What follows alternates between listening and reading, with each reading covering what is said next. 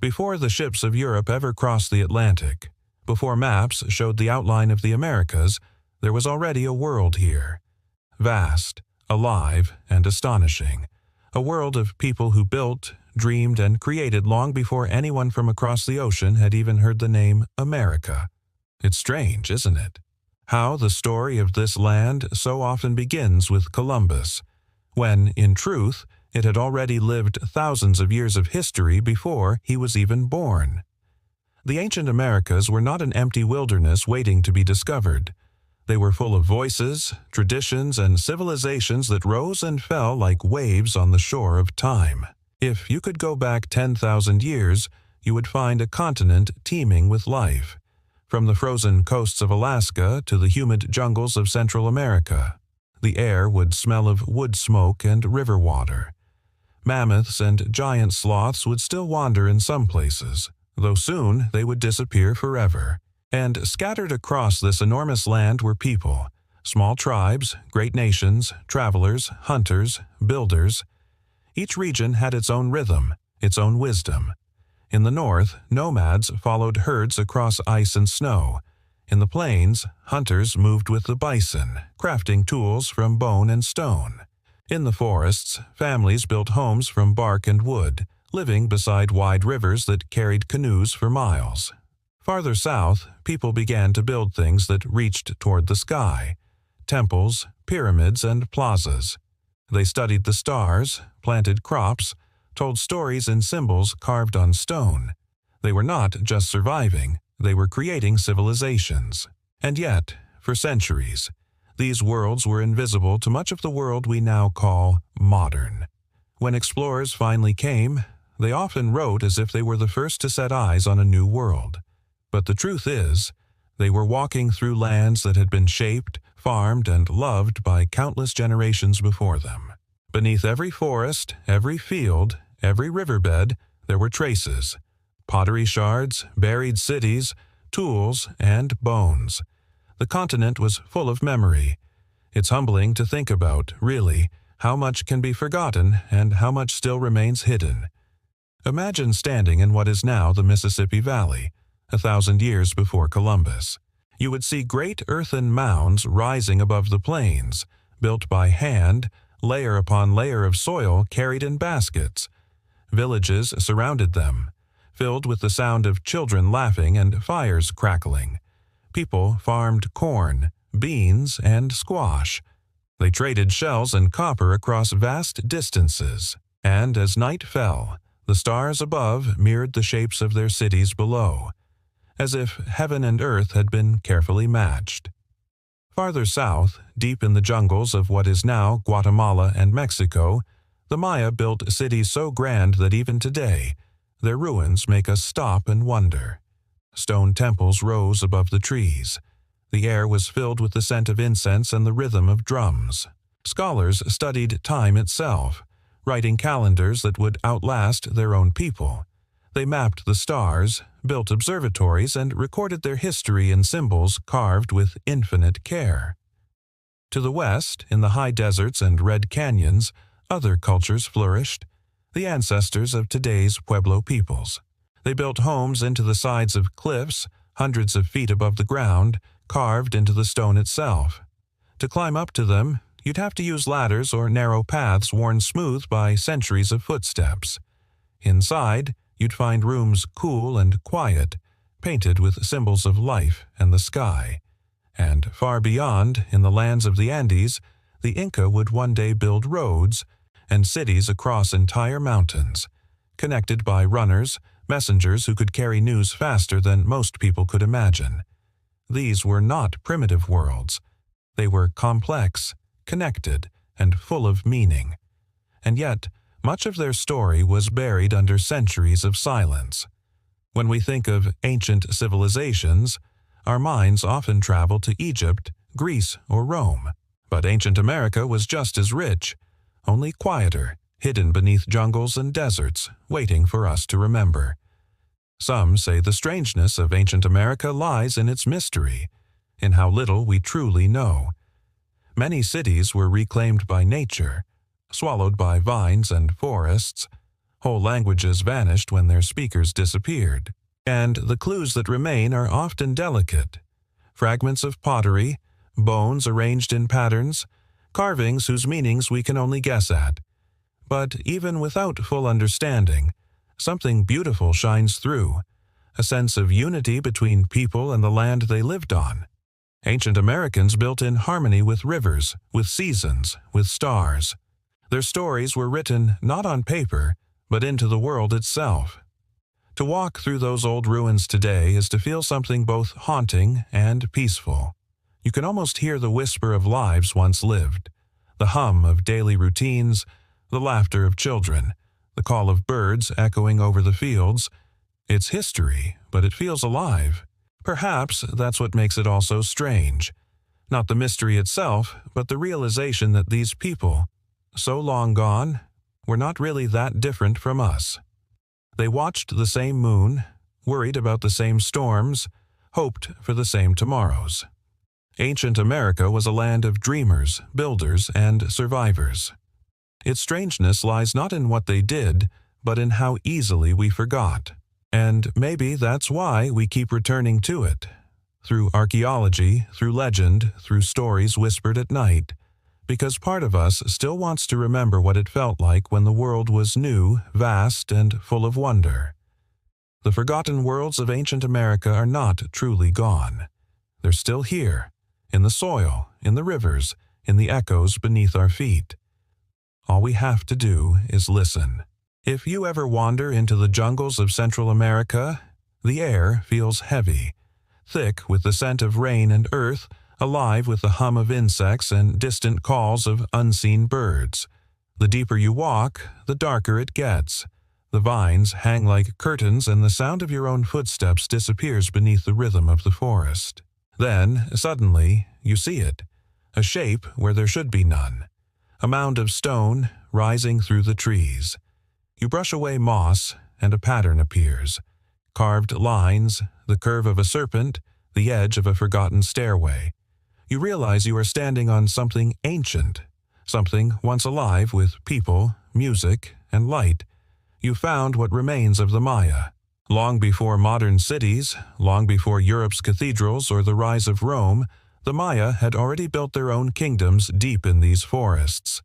Their cities, Tikal, Palenque, Copan, Calakmul, were not small villages but massive, planned metropolises. They built tall pyramids of limestone that shone white in the sun, temples so high that their tops touched the clouds, and plazas wide enough to hold entire crowds of worshippers. They did all of this without metal tools, without beasts of burden, without the wheel. Everything was built by human hands, stone by stone, generation after generation. It's hard to imagine, in the quiet now, that these jungles once echoed with life. Imagine standing in the heart of Tikal 1,000 years ago. The morning mist lifts over the temples, and the first rays of sunlight turn the limestone golden. People move through the plazas, carrying baskets of corn, pottery, bright feathers, and woven cloth. Priests in brilliant costumes climb the temple steps, ready to speak to the gods. The sound of drums rolls through the air, mixing with the cry of tropical birds. It must have felt like standing in the center of the world. The Maya didn't just build cities, they built a universe. Their entire culture was woven around the balance of heaven and earth, gods and mortals, time and space. They believed everything had meaning. Every star, every storm, every stone. And time, to them, wasn't just a measure. It was sacred. The Maya calendar is one of the most complex systems ever created. It tracked the cycles of the sun, the moon, Venus, and the passage of the seasons with incredible precision. Their astronomers could predict eclipses, solstices, and even the movements of distant planets, all without telescopes. They watched the sky like a living book, where every light had a purpose. It's no wonder many people called them the mathematicians of the forest. But what's most fascinating is that their cities were not built randomly. Each temple, each road, each courtyard was placed in alignment with the stars. Some pyramids were positioned to catch the first light of sunrise on special days of the year. Others marked the exact path of Venus as it crossed the horizon. Their world was like a giant clock, one that connected heaven and earth. And yet, for all their brilliance, much of what the Maya believed still feels out of reach. We can read parts of their writing now, carved in stone and painted on pottery, but so many of their books, made of bark paper and filled with beautiful symbols, were destroyed. When Spanish colonizers arrived centuries later, they saw those texts as heresy and burned almost all of them. Only a handful survived. That's one of the saddest things about history. How much is lost not to time, but to misunderstanding. Still, what remains tells us that the Maya saw life as a cycle. Birth, death, and rebirth, repeating endlessly. Their gods weren't distant rulers but part of the same circle. The rain, the corn, the sun, all living things shared the same story. Even their cities reflected that idea. When one was abandoned, another rose elsewhere. When one dynasty fell, another took its place. And when at last their great cities were swallowed by the jungle, it wasn't destruction. It was transformation. Nature took back what humanity had borrowed. Walking through a Maya ruin today feels like stepping between worlds. The trees grow through the old temples, roots wrapping around carved stones as if embracing them. Birds nest in the shadows where once there were kings. The air is thick, ancient, almost sacred. It's strange to think. The same forest that hides these cities also preserved them. The vines and moss that covered their stones for centuries were also their shield, keeping them safe from time and wind. And when archaeologists finally found them again, it was as if the earth itself was whispering. They were never truly gone. The Maya world didn't vanish completely. Their descendants are still here. Millions of people across Central America still speak Mayan languages, still celebrate traditions rooted in their ancestors' beliefs.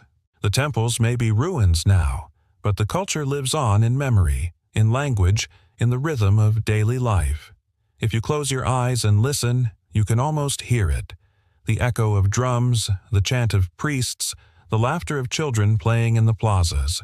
A civilization that stretched across centuries, whose knowledge reached the stars, and whose mystery still lingers in the whispering leaves of the jungle. Ancient America was full of wonders, and the Maya remind us that not every empire leaves its legacy in stone. Some leave it in the very fabric of time.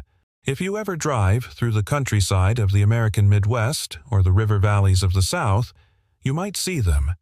Gentle hills that don't quite look natural. Too round, too smooth, too deliberate. They rise quietly out of the grass, sometimes small like sleeping animals, sometimes massive like entire hills of their own. At first glance, you might think they're just part of the landscape. But they're not. They're built, shaped by human hands centuries ago. Beneath those soft slopes of earth lie the remains of temples, ceremonial platforms, and sometimes the resting places of the dead.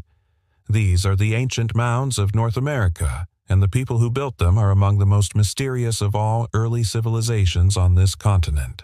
Long before skyscrapers, long before steel and glass, people here built cities of soil. Layer by layer, basket by basket, they shaped the earth into something that would outlast wood, bone, and time. The story of the mound builders stretches back thousands of years. The oldest of their mounds were built before the pyramids of Egypt. And even though we don't know what they called themselves, we know they were builders, planners, and visionaries. Imagine standing on the edge of a river around 1000 BCE. The air is warm, thick with the smell of grass and water. You hear the splash of fish, the calls of birds, and the steady rhythm of people working, carrying baskets of soil, packing it carefully, shaping it with patience that spans generations. There is no rush. Each mound is a gift to the earth, a mark left by a community that understands time differently. Some mounds were built in the shape of animals, massive earthworks seen best from above. There are serpents winding across the hills of Ohio, birds stretching their wings across the valleys, and other shapes so large they only make sense when viewed from the sky. How did they design something so grand without ever seeing it from above? That question still hums through history like an unanswered song. Others were burial mounds, resting places layered with care. Inside, archaeologists have found objects of beauty, shells from distant coasts, copper shaped into ornaments, finely carved stone tools, and delicate pottery. These were not simple people. They traded across vast distances, shared stories and goods, and honored their dead with reverence that still feels sacred today. One of the most extraordinary of their cities was Cahokia, near what is now St. Louis, Missouri. Around the year 1000 CE, it was larger than London at the time. Tens of thousands of people lived there. Farmers, artisans, priests, and leaders. In the center of the city stood Monk's Mound, a massive earthen pyramid that still towers over the landscape. It took millions of baskets of soil to build. Even now, it's hard to believe it was made entirely by hand. From the top of that mound, you could have looked out and seen a city alive with movement. Smoke rising from homes, children running through the fields, traders crossing the river. There were wooden palisades, open plazas, and smaller mounds surrounding the great one, each with a purpose. Some aligned with the sun, marking the solstices like ancient calendars. Others were platforms for ceremonies, where leaders spoke to the people below. What's fascinating is how peaceful the landscape feels now. Birds rest on the mounds, grass sways gently in the wind. The rivers still flow as they did centuries ago. But beneath that calm surface lies an entire world, one that thrived and faded long before written records began. The people who built these mounds are often grouped under names like Adena, Hopewell, or Mississippian, but these are just labels we've given them. Their true names, their songs, their language are lost. Yet what they left behind speaks volumes. They understood community. They understood the patience of creation. And perhaps most beautifully they understood that the land itself could be art, shaped, not conquered. For centuries their work lay hidden. Farmers plowed over mounds without knowing what they were. Some were destroyed by roads and cities, but others remained, quiet and steadfast, as if waiting to be remembered. When archaeologists began to study them in the 19th and 20th centuries, they found that these were not random piles of dirt. Each mound was carefully planned, engineered, and often part of a much larger layout, cities and ceremonial complexes stretching for miles. They had trade networks that reached from the Great Lakes to the Gulf of Mexico. They shared styles of art and architecture, suggesting a culture that was connected far beyond what we once imagined. And then, just like that, they disappeared. By the time European settlers arrived, many of the mound cities were abandoned. The reasons are still uncertain. Climate changes, floods, war, disease, or perhaps something more subtle, like shifts in belief or migration. Whatever the cause, the people moved on, leaving their cities to the silence of the earth. But unlike stone, earth does not crumble easily. The mounds endured, weathered, softened, but still standing. And so, even now, when you walk among them, you can feel something powerful. You're standing in a place where time slows down. The air feels older, quieter. You begin to understand that history doesn't always need walls or statues to survive. Sometimes it lives in the shape of the land itself. The mound builders may be gone, but their spirit still lingers in every curve of soil, in every field that hides the outline of a forgotten shape. They remind us that human creativity doesn't always leave behind marble and gold. Sometimes it leaves behind earth, grass, and silence. The kind of beauty you can only feel, not see. If you stand in the deserts of southern Arizona today, the air shimmers with heat. The ground is dry, the wind carries dust, and the sun seems endless. It is hard to imagine that anyone could build a city here. Harder still to imagine one that flourished for over 1,000 years. And yet, long before air conditioning, long before dams or modern plumbing, a civilization called the Hohokam did exactly that. They built towns, farms, and canals. Yes, canals that carried life through the desert. They turned one of the harshest places on Earth into a landscape of green.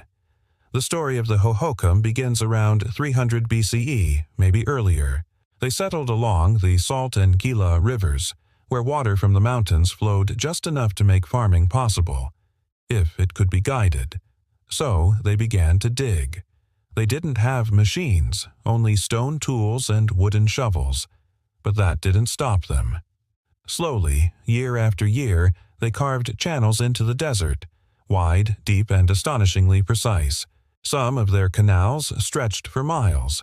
They carried water to crops of corn, beans, and squash, the same three sisters that fed so many early peoples of the Americas.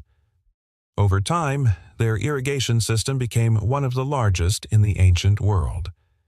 Imagine that, in the middle of the desert, a network of canals that could rival those of ancient Egypt or Mesopotamia. The Hohokam's canals didn't just feed people, they connected them. Villages grew along the waterways, linked like pearls on a string. The water wasn't only a resource, it was the heart of their world. When the floods came in the spring, they repaired the channels together. When droughts threatened, they worked side by side to keep the system alive. Their entire society depended on cooperation. Without it, the desert would have taken everything back. And so, through unity, they endured.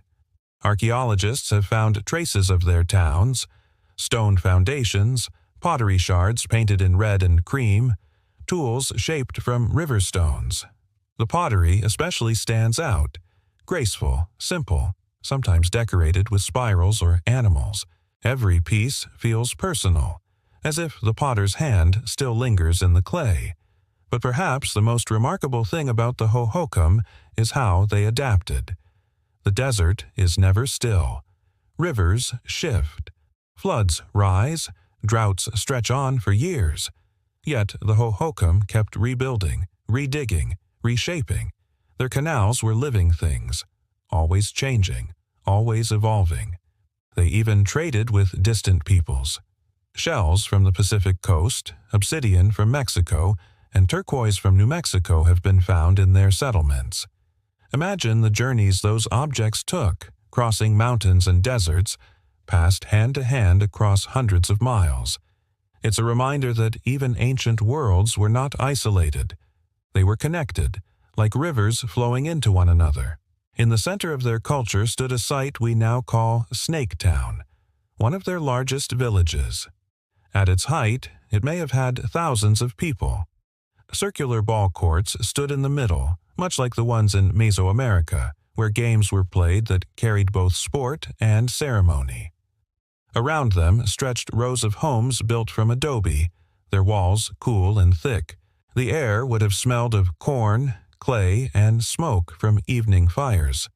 When you stand there today, though, it's silent. The canals are dry, the earth cracked, the wind whispering through cactus thorns.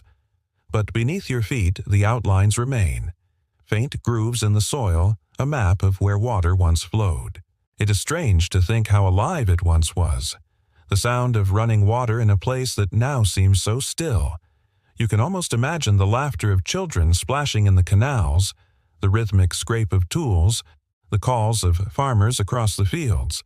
Then, somewhere around the 1400s, it ended. The canals began to fail. The water shifted, floods washed away the channels, or perhaps long droughts made the rivers too weak to feed them. People left, slowly, carrying what they could, searching for new land. No one knows exactly why they abandoned their cities. It wasn't war, at least not in the way we understand it. It feels more like a quiet fading, a civilization dissolving back into the landscape that once gave it life. And yet, the legacy of the Hohokam didn't vanish. Centuries later, when settlers came to Arizona, they rediscovered those same dry channels. Many of the modern canals around Phoenix today follow the exact paths the Hohokam dug more than 1,000 years ago. The city's water, in a way, still flows through their design. There's something deeply poetic about that. how their work still sustains life even though their names have been lost to time. They built not just for themselves, but for the future, even without knowing it. Standing in that desert now, as the sun sets and the heat begins to fade, the air turns quiet and gold. The sand glows, the horizon softens, and you realize that the Hohokam must have watched this same view thousands of times. The sky changing color, the river shining like silver in the distance, the cool wind finally touching their faces after a long day's work. They built their world out of patience, out of endurance, out of faith that water could move mountains, or at least shape a home in the desert. Ancient America, in all its strangeness, keeps teaching us that civilization doesn't always need stone, steel, or conquest. Sometimes it begins with something far simpler: a handful of people, a shovel, and the will to bring life where there is none. The desert remembers. It always does.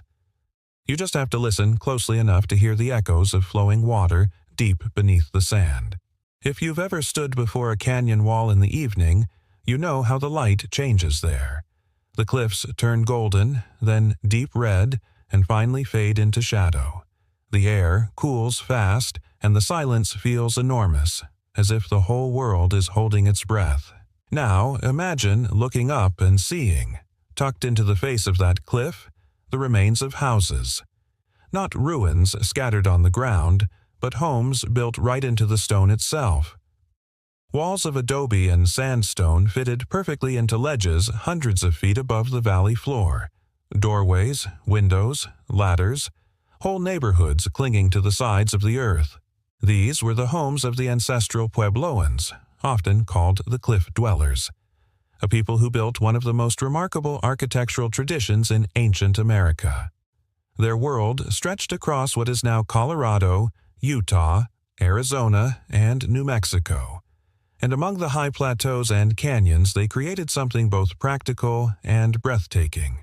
It's hard not to be amazed when you see it. Places like Mesa Verde, Canyon de Chelly, or Bandelier.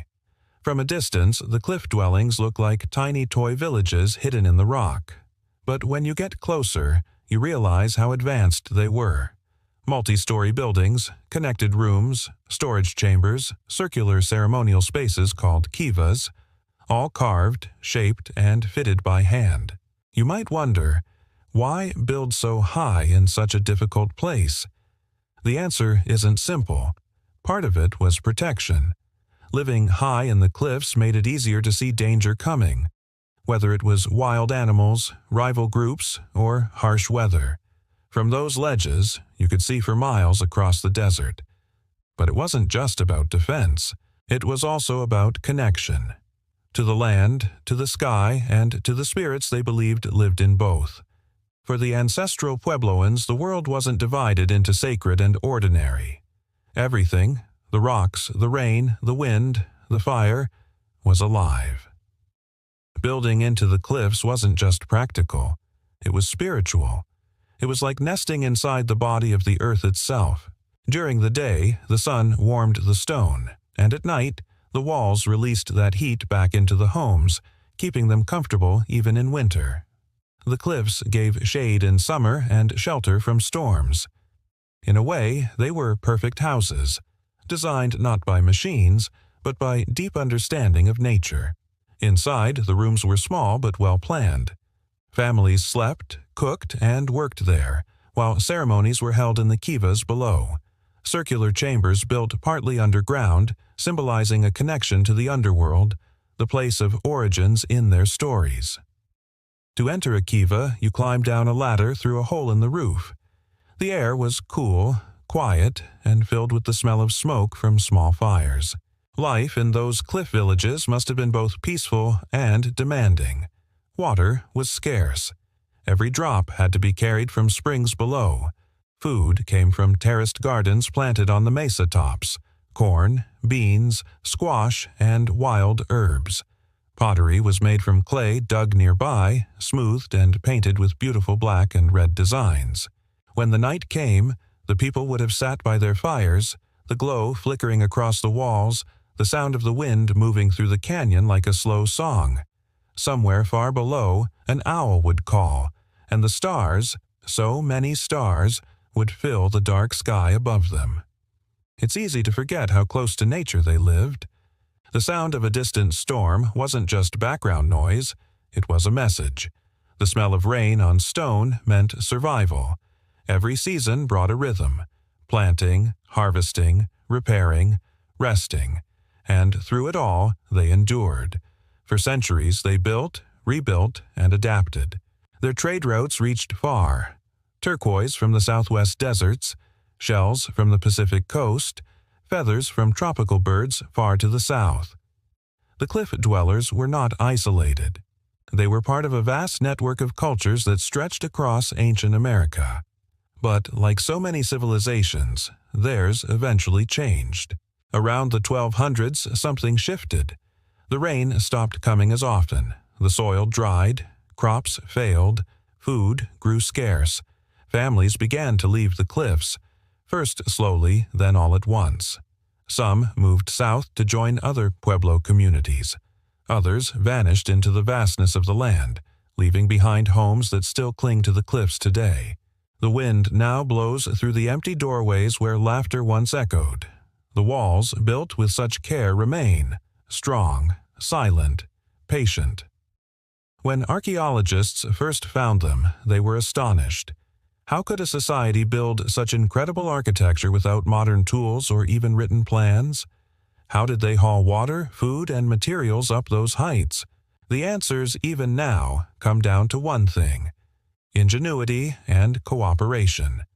Every hand mattered. Every person had a role.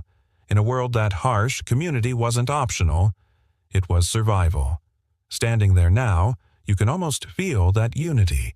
The smell of the earth, the shape of the rooms, the quiet hum of history still present in the air. These were people who didn't just live in the land. They lived with it. As twilight deepens over Mesa Verde, the cliffs turn purple, and the first stars begin to appear above the canyon. The air cools, and the world feels vast and still. You can almost imagine the faint glow of fires from long ago. Families settling in for the night, their voices soft, their stories carrying through the rock. They called themselves children of the earth, and even after all these centuries it feels true. Their homes, their spirit, their wisdom, all part of the land that still holds them. The cliff dwellers remind us that sometimes to survive, you don't have to conquer nature, you just have to listen to it. And the stone remembers everything. The Arctic has a sound unlike anywhere else on Earth. It's not silent, not really. There's the faint whistle of the wind moving over the snow, the distant cracking of ice, the rhythm of the sea breathing beneath frozen waves. Sometimes you hear the soft call of a gull or the bark of a seal echoing across the water, but mostly it's a quiet that feels ancient, as if the world has paused to listen. And in this stillness, long ago, there were people. They were the ancient Arctic hunters, the ancestors of today's Inuit and Yupik peoples. They lived where most would not even dare to travel, across what is now Alaska, northern Canada, and Greenland. To survive, there meant more than strength. It required patience, wisdom, and a deep respect for the rhythm of the earth.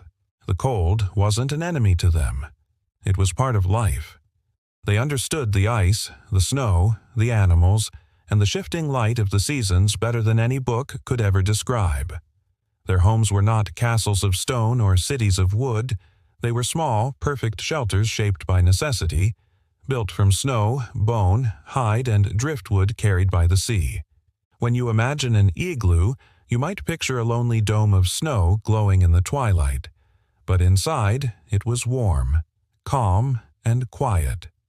The snow, packed tight, held in the heat from a single oil lamp. The light flickered gently, painting the walls with a soft, golden glow. Families would sit close together inside, sharing food and stories. The smell of seal oil mixed with the smoke of a tiny flame, the air heavy with warmth. Outside, the world was frozen, but inside, there was life. Laughter, songs, the murmur of voices blending with the crackle of fire. To live in the Arctic was to live by the animals. The hunters followed the migrations of seals, walruses, and whales. They watched the sea carefully, knowing where the ice would open and close. They built tools from what the world gave them: bone, ivory, and stone, each one perfectly shaped for its task. A harpoon wasn't just a weapon, it was a masterpiece of design, balanced for both precision and respect. They hunted not out of greed, but with gratitude. Before each hunt, they spoke to the spirits of the animals, asking permission, offering thanks. Every part of a creature was used: meat for food, skin for clothing, bones for tools, sinew for thread. Nothing was wasted, because nothing could be. The clothes they wore were miracles of engineering: layers of caribou hide, fur turned inward for warmth, outward for protection. The seams were sewn so tight they didn't leak even in a storm. When they walked across the ice, their boots made barely a sound. Every step was measured, cautious, and sure. And then there was the light, or sometimes the absence of it. For months in winter, the sun never rose. The world was wrapped in darkness and the stars felt close enough to touch. The aurora borealis, the northern lights, danced across the sky, ribbons of green and blue shimmering above the snow. To the ancient hunters, these lights were not just natural phenomena. They were spirits. Messages, perhaps, from the souls of the animals they hunted, or from their ancestors watching over them. In summer, everything changed. The ice melted, rivers surged, and the tundra came alive with moss, flowers, and insects. The sun never set, glowing softly through the long Arctic night. Birds filled the air, and the hunters followed the herds inland, trading their sleds for kayaks and light boats made from sealskin stretched over wooden frames. Their world was always shifting, from dark to light, frozen to flowing. But they adapted as easily as the tides. Their lives were a dance with nature, never against it. They were also storytellers. In the long winters, as the wind howled outside, they told tales of creation, spirits, and animals that could speak. Stories of Raven, the trickster who brought light to the world; of Sedna, the sea goddess who controlled the creatures of the deep; of hunters who turned into stars, forever shining above the ice. These weren't just stories. They were maps, ways of teaching wisdom, passing knowledge through generations. When you couldn't write, you remembered. And in remembering, you survived. It's easy to romanticize the Arctic hunters, to imagine them as mythical people untouched by hardship. But their lives were not easy. Every day was a test of endurance. A missed hunt could mean hunger. A sudden storm could mean death. The ice could break beneath your feet without warning. Yet, through it all, they found beauty. In the glow of a whale's breath under the moonlight, in the sound of snow crunching beneath a sled, in the silence that followed a successful hunt. Archaeologists today still find traces of their lives: stone hearths blackened by ancient fires, carvings of animals in ivory, tools worn smooth by years of use. Each one tells a story, quiet but powerful. And perhaps the most remarkable thing is this: they didn't just survive, they thrived. Their population grew. Their trade reached across thousands of miles. They shared knowledge, materials, and traditions from Alaska to Greenland. Even after centuries, their descendants still live in the Arctic today. The technology has changed, but the rhythm of life remains. The same respect for the land, the same gratitude for what the sea provides, the same stories told beneath the same stars. When you look out over the frozen horizon, you can almost feel their presence, the hunters moving like shadows across the snow, silent, graceful, eternal. They remind us that survival isn't only about strength or conquest. It's about harmony, about listening to the land, adapting to it, and becoming part of it. The Arctic, harsh as it is, accepts only those who learn that lesson. And for thousands of years, the hunters did. The ice remembers them still. Every footprint, every tool, every whisper carried by the wind across the endless white. There's something about the Great Plains that feels endless. The horizon never seems to end. It just melts into the sky. The wind never stops moving, brushing through tall grasses that ripple like waves on a golden ocean. In summer, the air shimmers with heat. In winter, snow drifts pile high against the bones of the land. And through it all, for thousands of years, people lived in perfect rhythm with the seasons and with the animals that shared this vast space. Among them were the nomadic tribes of the Great Plains, the ancestors of nations like the Lakota, Blackfoot, Cheyenne, and Comanche. They were wanderers, not because they were lost, but because they understood that in a world this wide, movement was life. Their world revolved around the buffalo. To them, the buffalo was more than food. It was everything: shelter, clothing, tools, and spirit. The animal's hide became homes and clothing. Its bones were shaped into needles, knives, and ornaments. Its sinew became string. Its stomachs became water containers. Every part of the buffalo had purpose, and every hunt was sacred. In those early days, before horses came to the plains, hunting was hard and dangerous. The tribes would move on foot, building traps and driving herds toward cliffs in what became known as buffalo jumps. It took teamwork, patience, and courage. The hunters would spread out in silence, waving hides or shouting to guide the animals toward a narrow ledge, until the thunder of hooves filled the air and the ground shook beneath them. The hunt ended quickly, but it provided enough food and materials to sustain whole villages. The Great Plains people lived in teepees, cone-shaped tents made from long wooden poles covered with buffalo hides. They could be taken down and packed within minutes, perfect for a people who followed the herds. Inside, the air was warm and smoky, the walls painted with symbols and stories of their families. At night, the fire in the center cast shadows that danced across the skins, while the wind whispered outside, rattling the poles like soft music. The sky was their ceiling, and the earth was their floor. They knew every curve of the land, the rivers, the trails, the changing colors of the grass before a storm. Their survival depended on knowing where the herds went, where the water flowed, and when the seasons turned. When the horse arrived, everything changed. Horses, first brought by the Spanish, spread north over generations, transforming life on the plains. The people became faster, more mobile, and more powerful. The horse and buffalo together became symbols of freedom and strength. Young riders could chase the herds across the open fields, moving as fast as the wind. It was said that a skilled hunter could bring down a buffalo while galloping bareback, his arrow flying true in one heartbeat. Imagine that scene: the roar of thousands of buffalo moving like a living sea, dust rising into the sunlight, riders weaving through the herd with fearless precision. It was more than a hunt. It was harmony between man, beast, and earth.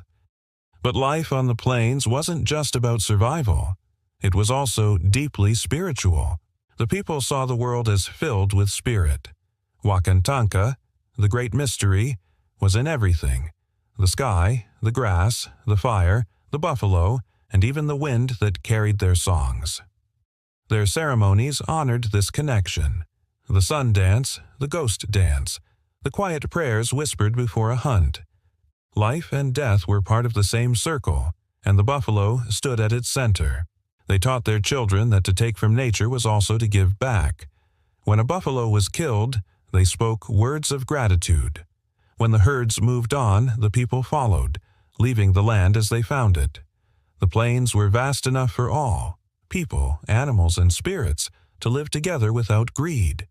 Even their art reflected this balance. Their clothing was decorated with beads and quills, their drums painted with symbols of dreams and visions. Stories were told not only in words, but in the rhythm of songs and dances. Around the fire, elders spoke of ancestors who turned into stars, of buffalo spirits who guided the people, of great journeys across the sky. The night, filled with firelight and drums, must have felt timeless, like the beating of the earth itself. Yet, time always changes things. By the 1800s, outsiders came, the settlers, soldiers, and hunters who didn't understand the old ways. The buffalo, once numbering in the millions, were slaughtered for sport, for trade, and sometimes simply to starve the tribes that depended on them. The plains that had echoed with thunder became silent. The great circle began to break. For many, it was a tragedy beyond words. But even as the buffalo vanished, the spirit of the people remained. They adapted, as their ancestors had always done. They carried their songs, their stories, and their memories forward, teaching them to their children even when their homes were taken and their lands divided. And today, the buffalo has returned. Slowly, carefully, but undeniably. In preserves and tribal lands across the plains, herds roam once more. Their breath steams in the morning air, their shadows stretch across the grass, and the wind carries the same song it did long ago. If you stand quietly at dawn, you can almost hear it, the faint rumble of hooves on the horizon, the echo of drums in the distance, the whisper of a people who never stopped following the rhythm of the earth. The great plains still hold their spirit. You can feel it in the way the grass sways, in the endless sky, in the silence between gusts of wind. The nomads may have moved on, but their way of life, simple, wild, and free, still lingers in the land. They remind us that home doesn't always mean walls or roofs. Sometimes it's the space between horizons, the feeling of belonging under a vast, open sky. And when the sun sets over the plains, painting the world in gold and red, the ghosts of buffalo and riders still move across the light, eternal, graceful, and unforgotten. If you listen closely, the forest speaks. It whispers in the rustle of leaves, in the slow creak of trees swaying in the wind, and in the distant call of birds that echo through the canopy. Long before skyscrapers and highways, there were cities here, hidden beneath vines and soil, built by hands that understood the balance of life and nature. These were the people of the ancient American forests, from the great mound builders of the Mississippi River valleys to the complex civilizations of the tropical lowlands in Central and South America. Their homes were not carved from cliffs or frozen in ice. They were grown from the earth itself. Imagine traveling through a landscape of green, rivers winding like silver threads, humid air shimmering in the heat, and enormous trees rising like pillars into the sky. Hidden in that world were cities, great ones. In the north, along the Mississippi, stood Cahokia, a city of earthen mounds and wooden palisades, bustling with tens of thousands of people. In the jungles further south, the Maya built temples that reached above the trees, covered in bright paint and carved stone.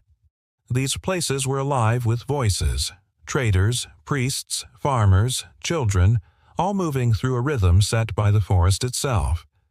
Life here was built around water. Rivers were the roads of the ancient world.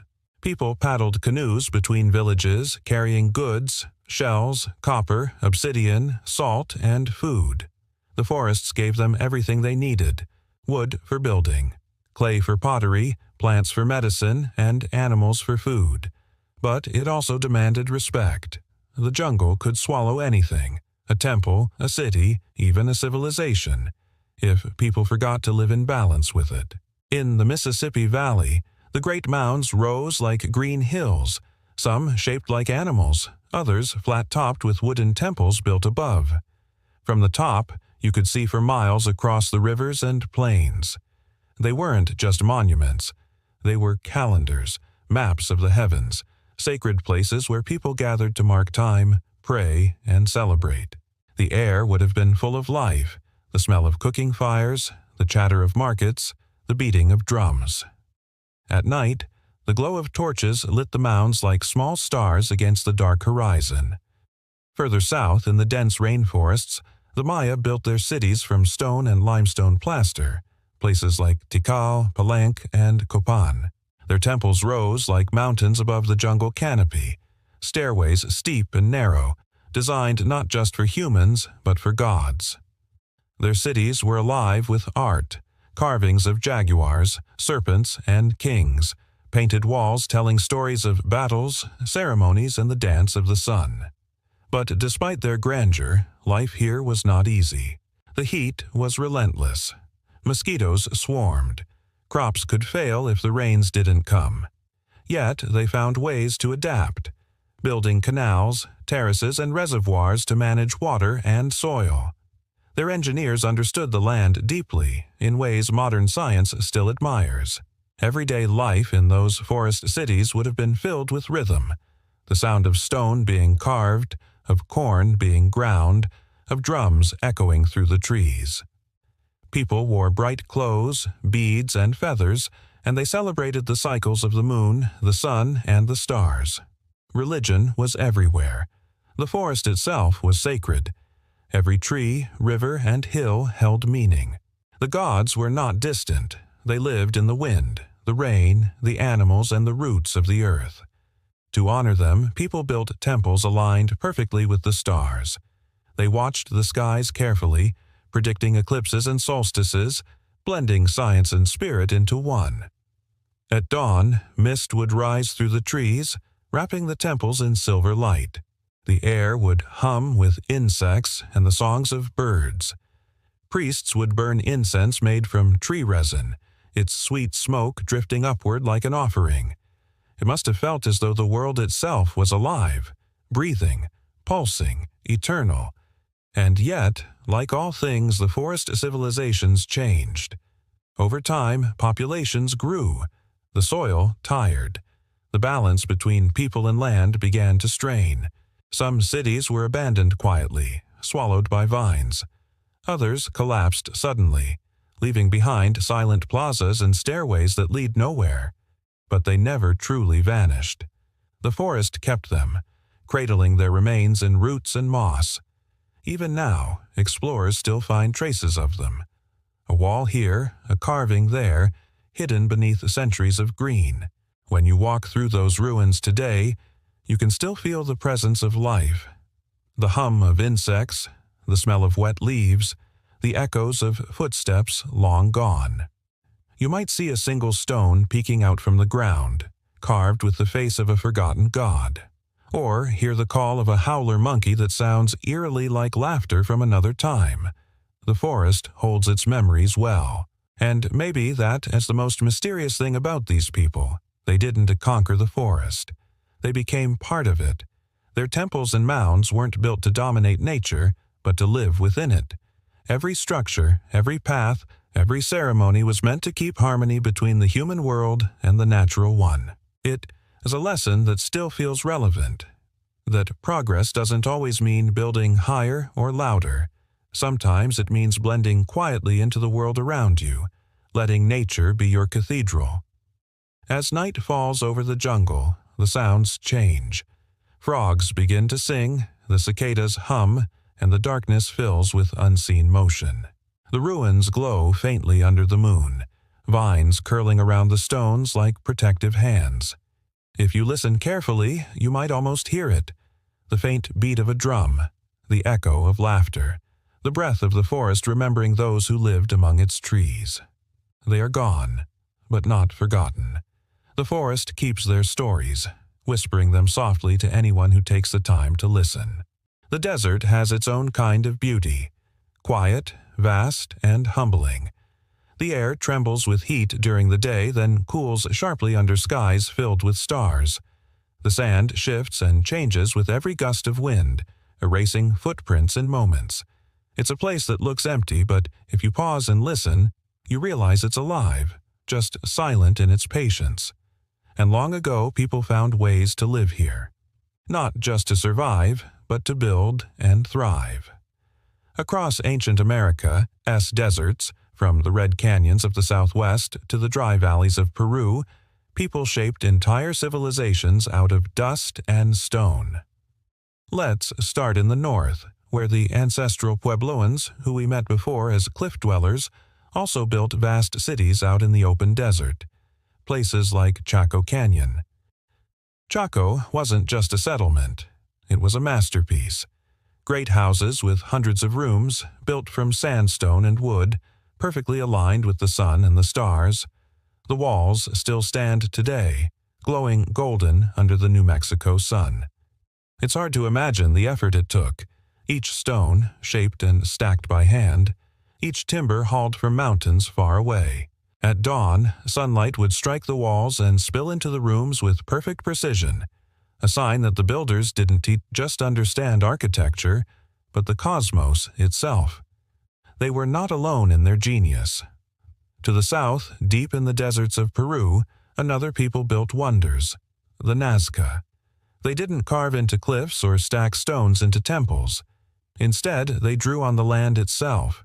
The Nazca lines, enormous designs etched into the desert floor, stretch for miles.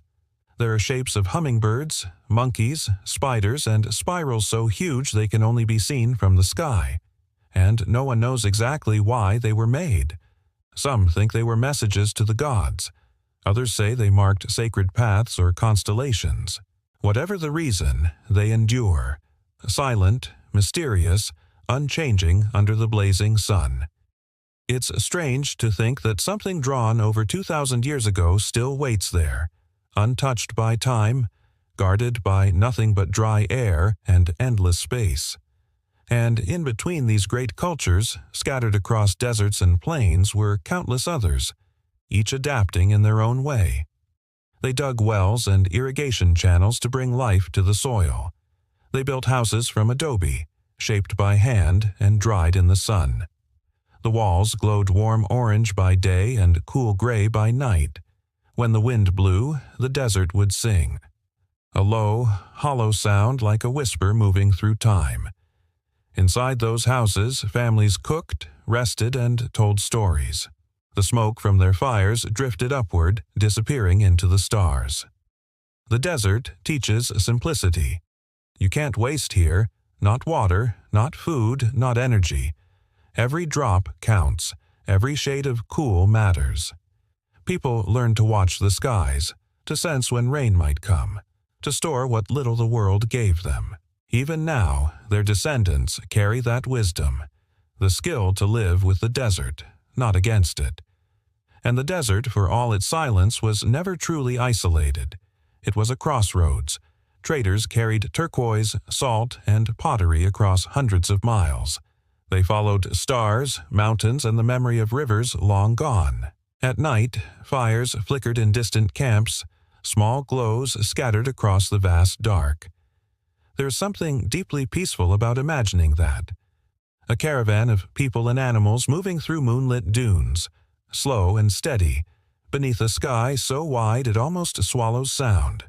But perhaps the most fascinating thing about the desert kingdoms is how they used time itself. They built calendars into their cities, doorways that caught the light on solstices, stones that marked the changing seasons. To them, time wasn't something to rush through. It was a cycle, a breathing rhythm, tied to the sun's rise and fall. And when the rains failed, as they sometimes did, entire civilization shifted with the land. They didn't cling to one place. They moved, adapted, rebuilt. In a world that harsh, flexibility wasn't weakness. It was survival. Even now, when you walk through those ancient places, you feel a strange kind of presence. The wind moves differently there. The air feels heavy with memory. You might stand in an old Chaco room, your footsteps soft on the dust, and imagine the laughter of children, the sound of grinding stones, the faint echo of drums during a festival. The walls, though broken, still hold warmth from centuries of sun. At night, the desert transforms. The temperature drops, and the sky becomes a mirror of infinity. The stars are so bright they seem to hum. The people of the desert once believed that each star was an ancestor, watching, glowing softly to guide their descendants below. It's not hard to see why. The silence feels sacred, and the light seems alive. There's a lesson here, too, one whispered by the desert itself. That beauty can exist in the hardest places, that patience is strength, and that sometimes what looks empty is simply full of things too vast for the eye to see. When the first rays of dawn touch the desert, the sand turns gold again, and the cold fades. The land wakes slowly, quietly, as if it has all the time in the world. The ruins cast long shadows. The wind picks up, moving grains of sand like tiny, shining stars. And once again, the desert returns to its eternal rhythm. Endless, enduring, alive. The people are gone, but their spirit remains in the land, in the patterns of the stones, in the songs of the wind, and in the light that paints the earth every morning. If you've ever sat beside a river, you know its sound. Never the same twice. Sometimes gentle and whispering, sometimes strong and steady. It carries stories in its current, of mountains it came from, forests it passed, and the lives that grew along its banks. In ancient America, rivers were everything. They were highways, food sources, and the heartbeat of civilization. Where there was water, people gathered, settled, and built their worlds. The great rivers, the Mississippi, the Ohio, the Amazon, the Columbia, the Missouri, were not just landmarks. They were lifelines. They connected people who might never have met otherwise. They shaped languages, traditions, and ways of life that lasted for thousands of years. Along the Mississippi Valley, entire societies rose beside the flow. The air was thick with the smell of water and earth. Fish darted through the shallows. The sound of paddles on canoes echoed across the bends. People built villages, fields, and ceremonial mounds that looked out over the wide, slow-moving water. The river provided everything: fish, mussels, fertile soil, and transport. In spring, when the floods came, the people welcomed them. The water spread over the land, leaving behind rich silt that made the next season's crops grow strong. It was a cycle of giving and renewal, a rhythm as old as the earth itself. Further south, in the rain-soaked jungles, rivers like the Amazon and Orinoco carved their way through a green world of endless life. The people there moved with the rivers like they were part of the current. They built canoes from hollowed trees and lived in houses raised on stilts to avoid the floods. To live by a river was to live in motion. Every day the water changed, sometimes calm and inviting, sometimes swollen and dangerous. It could bring life or destruction, but it was never ignored. The people learned to read the water, its color, its speed, the patterns of fish, the songs of frogs that foretold rain. They mapped its moods like others might map the stars. Rivers connected not only people, but ideas. Goods flowed downstream: pottery, obsidian, shells, and food. But so did stories, songs, and beliefs. A tale told beside the upper Mississippi might find its way to the Gulf, changing slightly with every retelling, like ripples spreading outward. And for all the gifts the rivers gave, the people gave back. They built temples and shrines at the water's edge. Offerings were cast into the current, bits of food, small carvings, even flowers, to thank the spirits of the river for their kindness. To them, the river wasn't just water. It was alive, powerful, sometimes gentle, sometimes wrathful. At night, the rivers were mirrors. The stars shimmered on the surface and canoes glided silently through the reflections. Fireflies hovered above the reeds. Somewhere in the dark, someone might sing, a low, rhythmic chant that blended with the sound of flowing water. There's a kind of peace in that image, a reminder that long before cities or engines, people built their lives around simple, natural motion. The river was also memory. It remembered floods, droughts, and the hands that built its banks. When archaeologists dig near old riverbeds, they find layers of life: pottery shards, fish bones, tools, seeds, pieces of time carried and buried by the water. Each tells a story of how people once trusted the flow, how they built not against nature, but alongside it. Even the mighty Amazon, wild and unpredictable, was home to complex networks of trade and knowledge. Its people carved gardens from the forest, enriching the soil into what's still called terra preta, dark, fertile earth that remains rich even after centuries. They knew how to make the land bloom where others saw only wilderness. The river people were artists, too. They painted with clay, carved wood into boats and masks and wove baskets with patterns that told the story of waves, fish, and spirits. Everything in their world, from the way they built their homes to the songs they sang, echoed the rhythm of water. But sometimes rivers turned against them. Floods wiped out entire villages. Droughts left cracked mud where once there had been plenty. Yet even then, they stayed. They rebuilt, learned, and adapted, because to abandon the river was to abandon life itself. And in many ways, that is the lesson these people left behind, that to live well doesn't mean controlling nature, but understanding it. They didn't try to own the river. They listened to it. When morning came, the mists rose from the surface like ghosts of the night. Birds began to call, fish leaped, and the first canoes pushed off into the golden light. The air smelled of wet earth and life. It's easy to imagine the calm. People moving with purpose, their days shaped by the steady rhythm of the water. And when the sun set, painting the sky red and gold, the river reflected every color, as if it too wanted to keep the light a little longer. The people of the rivers understood something we often forget. That water isn't just a resource, it's a relationship. A living bridge between past and future, land and sky, silence and song. The rivers still flow, even now, over ancient stones, through forgotten paths, past the ruins of old villages that once listened to their voices. And if you sit beside one long enough, you might still hear those voices. Quiet, patient, carried by the current, whispering the stories of those who lived and loved along the flowing veins of the land. There's a certain kind of silence that only exists in the mountains. It's not the quiet of emptiness, but of distance.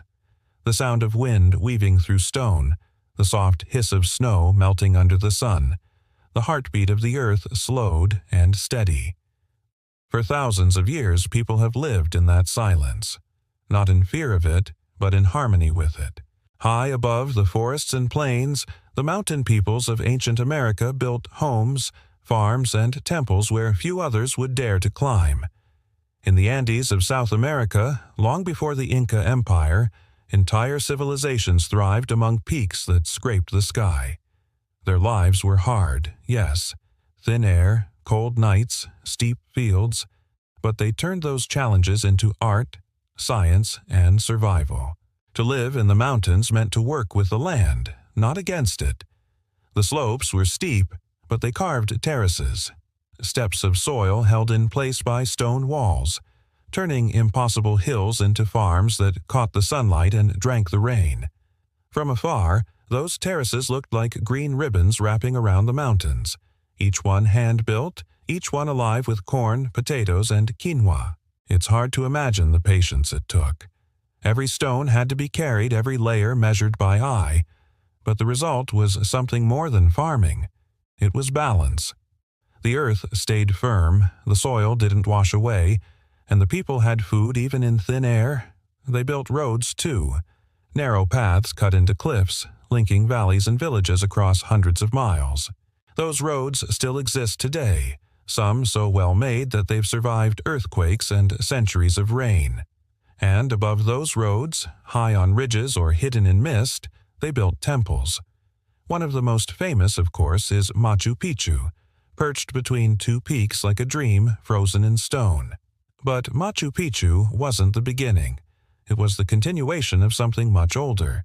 Even before the Inca, there were mountain builders, the Chavin, the Wari, the Tiwanaku, who shaped their world from rock and sky.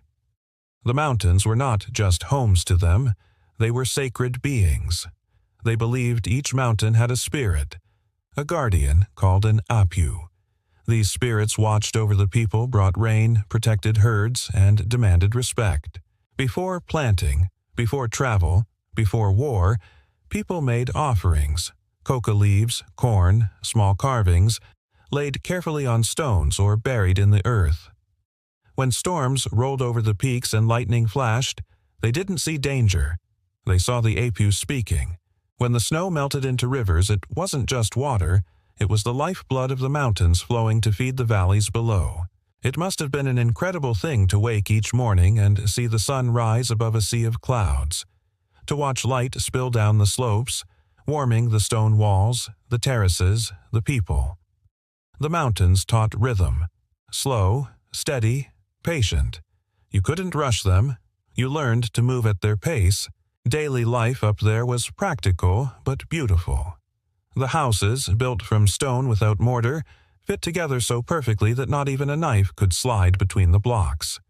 Inside, fires burned low, and the scent of herbs and roasted maize filled the air. Outside, llamas grazed, their bells ringing softly in the wind. The people wore woven clothes dyed with bright colors, reds, yellows, blues, made from alpaca wool that kept them warm even as snow fell on the peaks. The patterns weren't random. Each line and symbol told a story of family, place, and belief. Trade connected them to the lowlands. Salt, metals, and fruits moved up the trails while wool, potatoes, and woven goods traveled down. The roads were lifelines, carrying both goods and news. Runners, called shaskis, dashed from village to village carrying messages, breathing hard but steady, moving like the wind itself. Even in the cold, there was community. Music echoed through the valleys, flutes, drums, and voices blending with the cry of hawks overhead. Festivals filled the mountain nights with color and sound, as people danced in honor of the sun, the moon, and the spirits that lived all around them.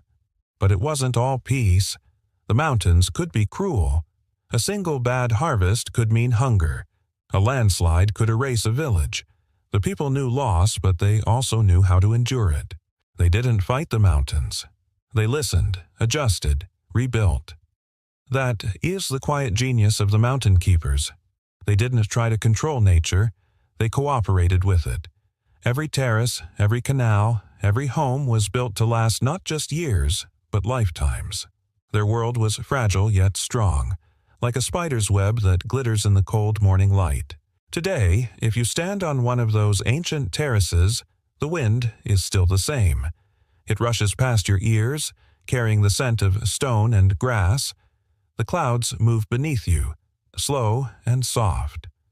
Somewhere, far below, a river glints in the sunlight, a reminder that even the highest places are connected to the lowest. You might find a carved stone left long ago, smooth from centuries of touch. You might see the remains of a wall, its lines still perfect as if the builders just stepped away. And in that stillness, you can almost feel it, the heartbeat of a people who lived between heaven and earth, who learned that beauty and strength come from balance, not power. The mountains remember them. Mountains.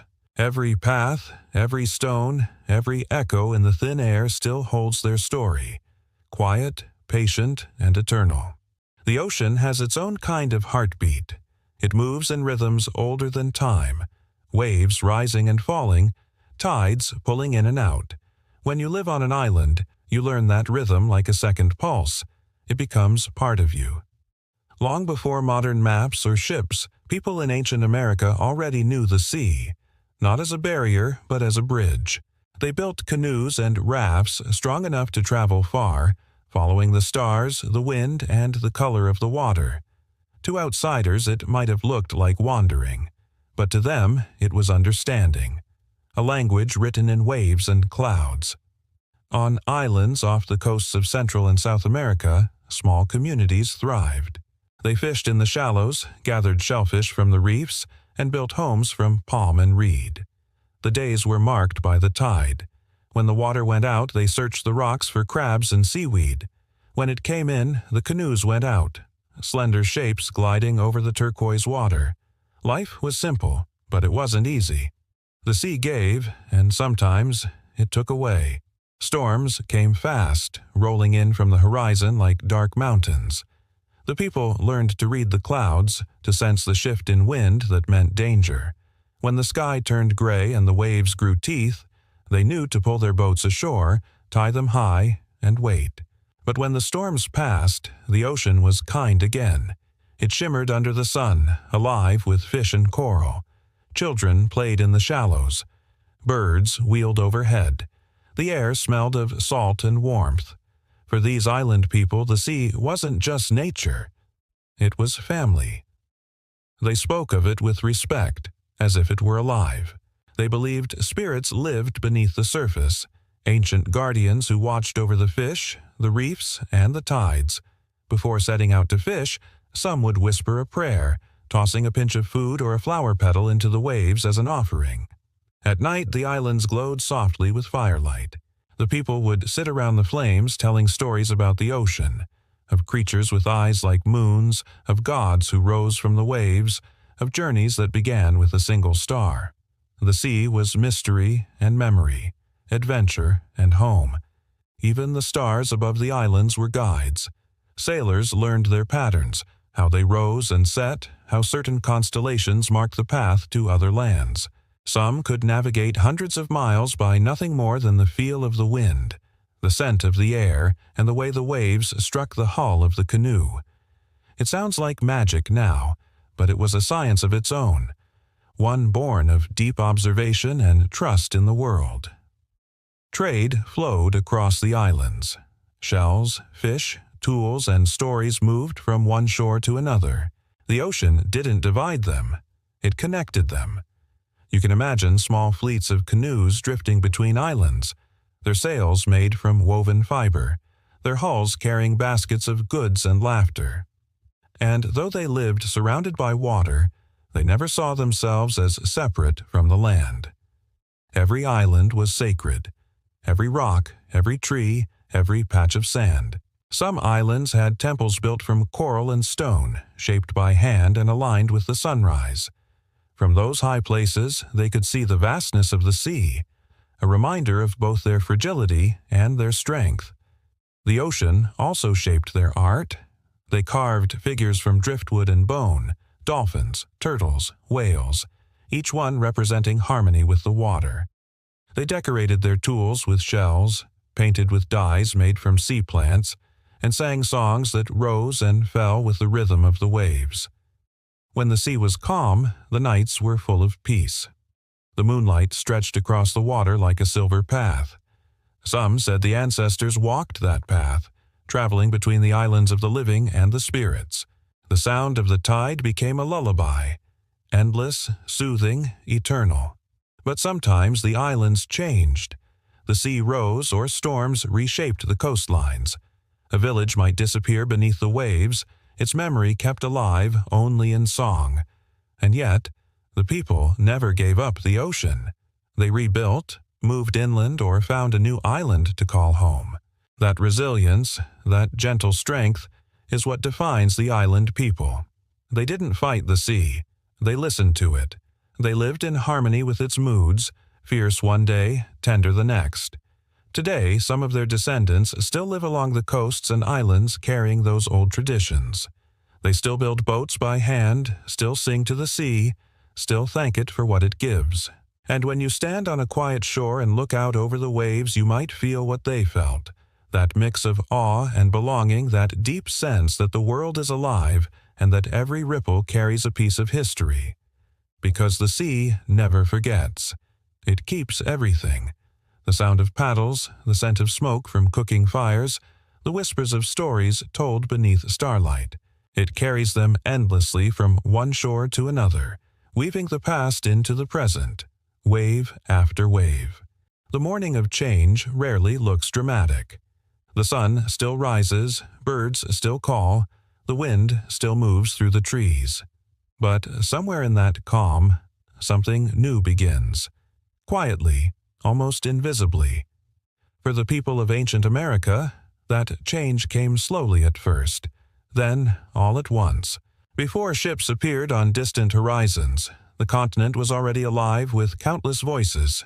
Cities in the forests, farms on the plains, temples carved into mountains, and villages by the sea. The land was full of stories, each one old and proud.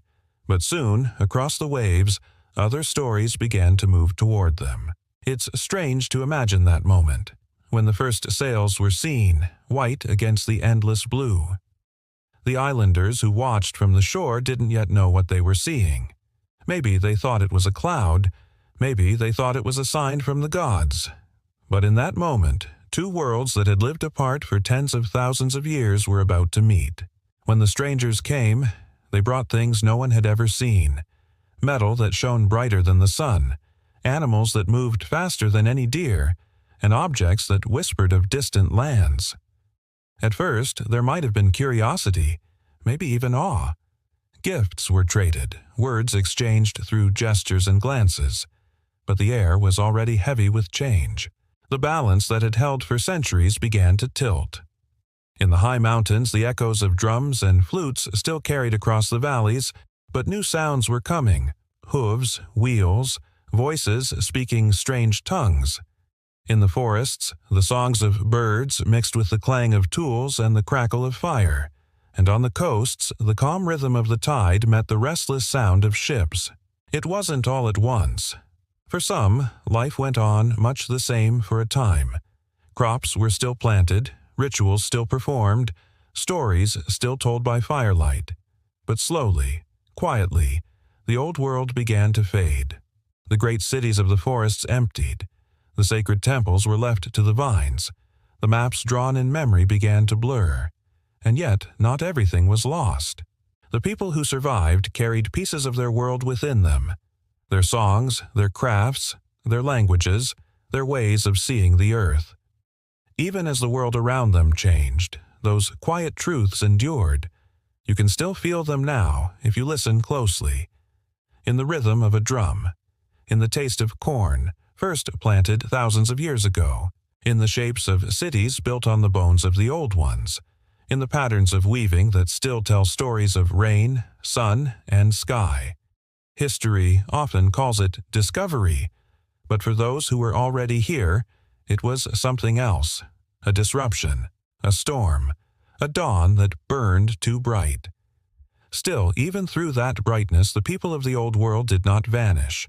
They changed, adapted, remembered. Their spirits moved like rivers beneath the new soil. Unseen but alive. And perhaps that's the quiet truth of all history. No world ever truly ends. It transforms. Every ruin is a seed for something new. Every ending is a doorway. So when we look back on ancient America, we shouldn't see it as a world that disappeared, but as one that still breathes beneath the modern one. Its heartbeat steady, deep, and eternal. The jungles still hum with the same life. The mountains still hold the same watchful silence. The rivers still flow through the same valleys. And the stories, the oldest stories, still whisper through them all. Maybe that's what the dawn of change really was. Not the death of one world, but the birth of another. The meeting of two histories. One ancient, one new, both forever shaping what we now call home. And as the stars fade and the first light touches the horizon, it's peaceful to think about that balance. The old and the new, the lost and the found, all part of the same endless story, one that began long before us and will continue long after we're gone. There's something haunting about ruins. The way vines creep over walls that once held laughter. The way stone steps lead to nowhere, still warm from the memory of footsteps that have long faded away. Ancient America was full of cities that rose with brilliance, and then, one by one, fell silent. No one really knows why some of them were abandoned. Some say it was drought. Others say war. Some whisper that the gods turned their faces away. But whatever the reason, their echoes remain, carved into stone, buried in the soil, and whispered by the wind. If you walk through the jungles of Central America, you'll find them still standing. Temples swallowed by trees, stairs leading upward into leaves and sky. The Maya once built cities so vast and beautiful that they could be seen from miles away. White limestone gleaming under the sun, pyramids that touch the clouds. And then, suddenly, one by one, they fell silent. Imagine it.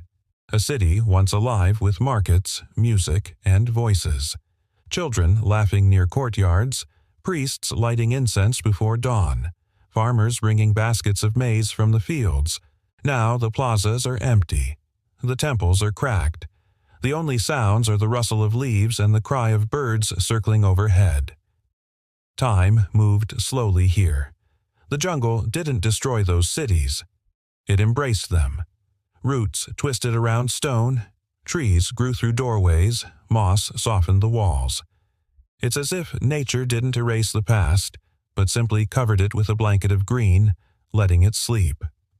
Farther north, in what is now the American Midwest, there were other great centers, cities of earth rather than stone. Cahokia, for example, once stood near the Mississippi River, its people building massive earthen mounds that rose like hills from the flatlands. At its height, it was larger than London. Tens of thousands of people lived there. Traders, artisans, farmers, leaders. Then, like so many others, it, too, vanished. Even in South America, across deserts and highlands, ruins tell stories without words. The Nazca left their mysterious lines, shapes of birds, monkeys, and spirals so vast they can only be seen from the sky. The Tiwanaku carved gates and statues from stones heavier than elephants, their faces worn by centuries of wind. All of it silent now, but never forgotten. There's a strange peace in these ruins. When you stand among them, it doesn't feel like loss. It feels like listening to a song that never quite ends, one that fades, then returns softly in another key. The people are gone, but the world they built is still alive in 1,000 small ways. In the carvings, you can still see their beliefs, gods of rain, sun, and fertility. In the layout of their cities, you can see how they thought about life and balance. Even their walls speak. They were aligned with the stars, built to echo the heavens above. Maybe that's why the ruins still hold power. They're not just broken stones. They're reminders of what humans can create and how fragile it all is. Every city, no matter how mighty, eventually becomes quiet. But silence doesn't mean emptiness. It means remembrance. At night, under the moonlight, the ruins change. The air feels heavier, the stones seem to breathe. You can almost sense movement. Not ghosts exactly, but memories. The flicker of torches, the murmur of prayer, the low hum of life that refuses to die completely. Archaeologists dig here now, brushing away centuries of dirt with care. Every discovery, a piece of pottery, a broken statue, a stone tool, is like a heartbeat returning. They try to rebuild the story, piece by piece, knowing they'll never hear it all. But that's the beauty of history. It always leaves something for the imagination. The ruins of ancient America aren't just reminders of what was lost. They're evidence of brilliance, of architecture, astronomy, and art that rivaled the great civilizations of the Old World. And they remind us that greatness doesn't vanish when the people do. It lingers, waiting to be found, to be remembered, to be dreamed about again. If you listen closely, really listen, you might still hear the faint echo of drums, the rhythm that once guided dancers in sacred plazas, the beat that rose and fell with the breath of an entire people, the sound that says, even after 1,000 years, we were here, we lived, we mattered. The ruins may be silent now, but their story is not finished. It continues in the people who walk among them today, in the descendants who still speak the old languages, in the archaeologists who kneel before a broken stairway and whisper a quiet greeting to the past. And as the wind moves through the leaves and the stars appear one by one, the cities seem to awaken again, just for a moment, glowing softly in memory, alive in the mind's eye. Then the night deepens and the world returns to stillness. But something of their spirit remains, lingering like a dream that refuses to fade with morning. The earth never forgets. Every step you take, every breath you draw in a quiet valley or along an empty ridge, you're walking through memory. The soil beneath your feet remembers more than any history book. It remembers the warmth of fires, the rhythm of footsteps, the sound of voices long gone. Even though the cities fell silent and the temples crumbled, the spirit of those who lived here never truly disappeared. It lingers in the way the wind moves through the canyons, in the way rivers still follow their ancient paths, and in the songs that the birds still sing every dawn. The land keeps the stories alive, even when we forget to listen. In the jungles, roots still twist around old stones, not to hide them, but to hold them close, as if protecting the memories inside. The rivers that once carried traders and travelers still sparkle beneath the same sun. On the plains, the grass grows tall where ancient hunters once walked, and when the wind sweeps across it, it sounds almost like whispers, 1,000 soft voices saying, "We were here." Even in the high mountains where the air feels thin and the world seems untouched, there's life that remembers. The terraces built centuries ago still catch the rain and cradle the soil. Llamas and alpacas graze in the same meadows their ancestors did. And when the clouds drift low, touching the stone walls, it feels like time itself bending to greet the past. Modern cities rise now where once stood villages and fields. Roads cross the deserts and bridges span the rivers, but if you look carefully, traces remain. A mound here, a pattern of stones there, a word in an old language still whispered in lullabies or prayers. The past lives quietly in all of it, woven into the rhythm of daily life, unseen but always present. For those who still carry the traditions, the descendants of the builders, farmers, and dreamers of ancient America, the land is more than just ground. It's family. It's history. They plant the same crops, use the same tools, speak the same prayers to the wind and rain. And in doing so, they keep the connection alive, like a flame that never goes out. At night, when the stars appear over the continent, the same constellations shine that once guided the ancient ones. The same moonlight that touched the stone pyramids still falls softly on the forests and plains. Nothing is ever truly gone. It only changes form. The people, the animals, the stories, they become part of the air, the water, the earth. Sometimes, if you stand very still in the quiet of early morning, you can almost feel it. The pulse of the land beneath you, slow and deep. It's the heartbeat of time itself, moving through roots, rivers, and memories.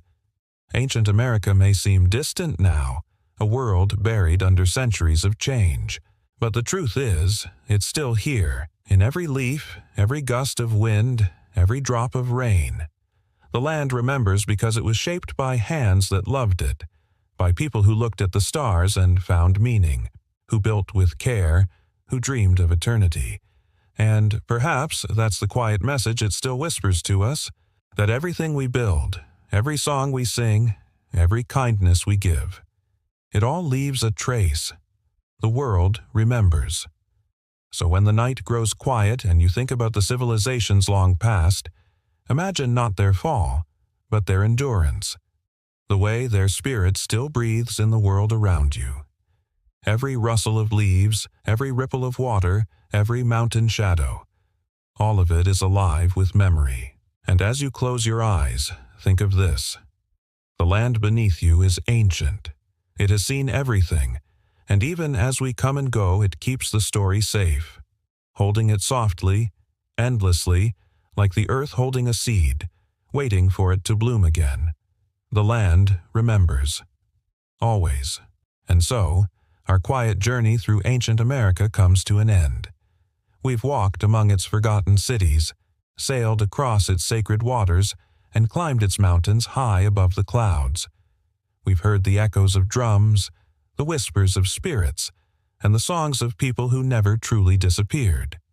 History often tells us these worlds were lost, but maybe they were never lost at all. Maybe they're still here, woven into the land beneath our feet, breathing in the wind and singing in the rivers. The past doesn't vanish. It waits, and if we're still enough, quiet enough, we can almost feel it, the heartbeat of the earth, still steady, still alive. Thank you for joining me on this slow journey through time. If this story brought you peace, don't forget to like this video, subscribe, and stay with us for more calm tales from history. Stories told softly to help you rest, dream, and drift away. Until next time. Sleep well, and may the memory of the ancient world guide you into gentle dreams.